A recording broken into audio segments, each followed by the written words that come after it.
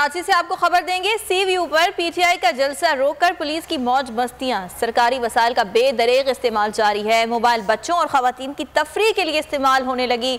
अफसरान के अहले खाना की मोबाइल में तफरीह की फुटेज मंजर-ए-आम पर आ गई है।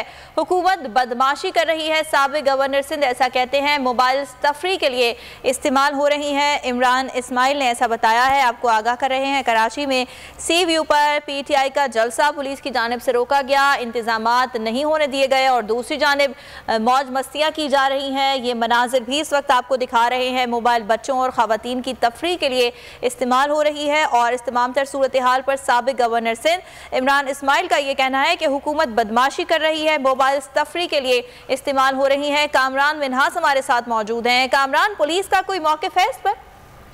जी बिल्कुल, सूरत हाल जो है, एक जानी पुलिस जो है पीटीआई के जो एहतजाज है उसको रोकने की कोशिश कर रही है निशाने पाकिस्तान चौक पर, और दूसरी जानिब जो है पुलिस की मोबाइल में जो है आम फैमिली खवातीन जो है तफरीह करती हुई सीवी पर नजर आ रही है। इस हवाले से पुलिस की जानिब से कोई मौक़िफ़ नहीं दिया गया। यहाँ पर जो है एसपी बिलावल, उनसे हमने मौक़िफ़ लेने की कोशिश की थी तो उनका कहना ये था कि हमारे इलाके की मोबाइल नहीं है, बाहर की कोई मोबाइल होगी।